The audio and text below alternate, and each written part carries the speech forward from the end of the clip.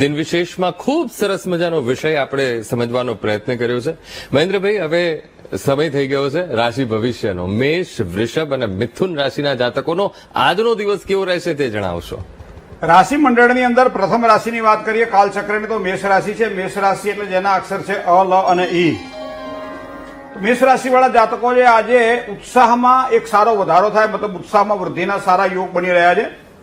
પડકારનો જેટલો સામનો કરશો એટલી સારી સફળતા મળશે. હંમેશા કોઈ પણ પરિસ્થિતિ જયારે નિર્બળ બનતી હોય ત્યારે તમારા પોતાનો આત્મવિશ્વાસ તમને સારી રીતે આગળ વધારી શકશે. આ વાતને આજે ભૂલતા નહીં.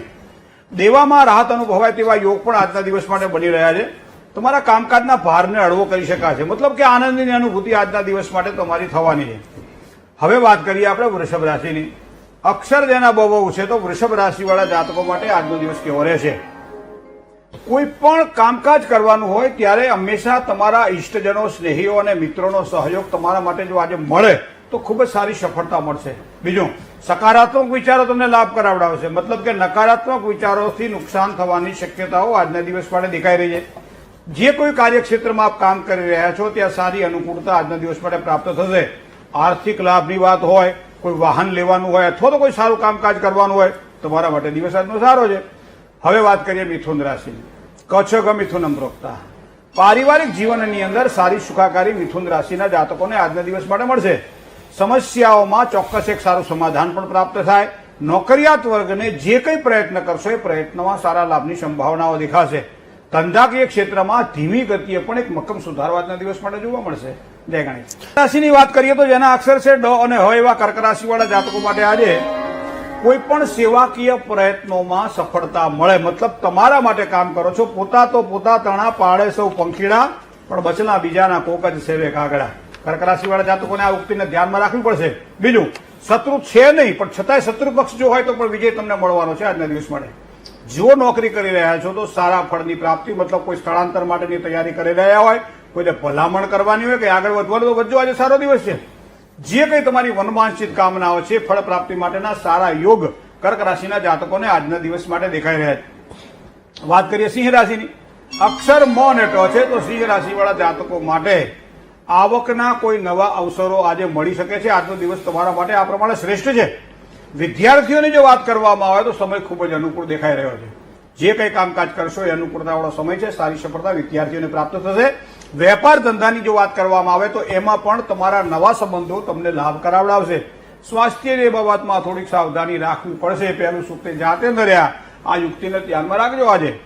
હવે વાત કરીએ કન્યા રાશિની. અક્ષર જેના પ, ઠ અને ણ છે, તો કન્યા રાશિના જાતકો માટે નોકરિયાત વર્ગ જો છો તો તમને પ્રવાસમાં અથવા તો કોઈ પણ પ્રકારના રોકાણ કરવાના હોય, આ બંનેમાં સારો લાભ છે. પ્રવાસ કરવાનો હોય તો પ્રવાસ કરજો, એમાંથી સારો લાભ થશે, કંઈક નવું જાણવા મળશે. રોકાણ કરવાનું હોય, પૈસા હોય તો સારું રોકાણ કરી લેજો આજના દિવસ માટે, એ પણ લાભ કરાવડાવશે.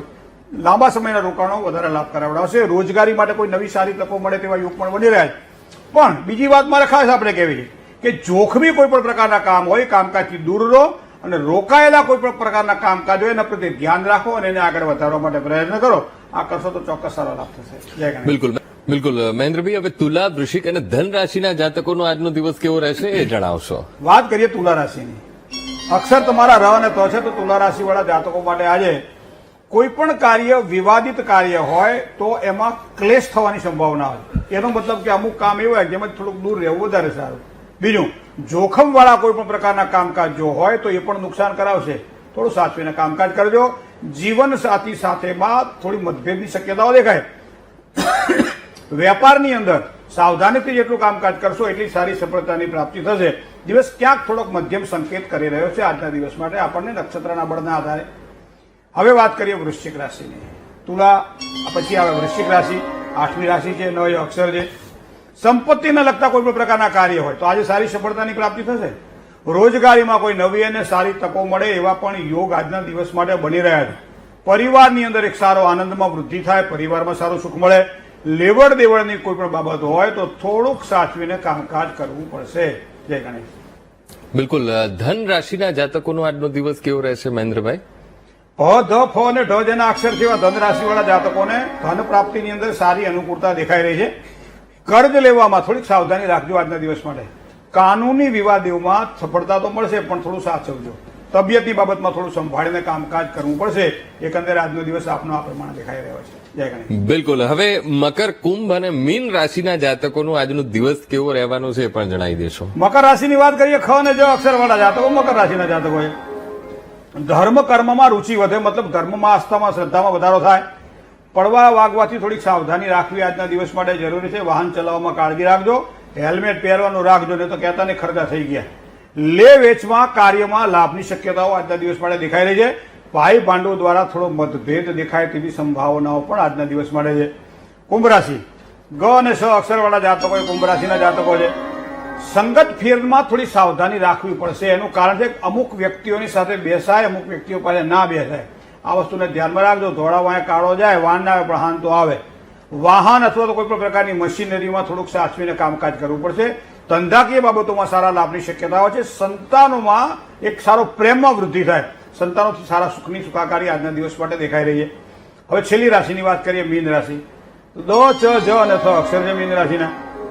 પ્રેમ પ્રસંગોની અંદર મીન રાશિના જાતકોને સારી અનુકૂળતા દેખાય તેવા યોગ બની રહ્યા છે. વ્યવસાયની અંદર થોડું મધ્યમ સફળતા મળે. આળસપણમાંથી દૂર રહેજો, કામ ઉપર ધ્યાન રાખજો.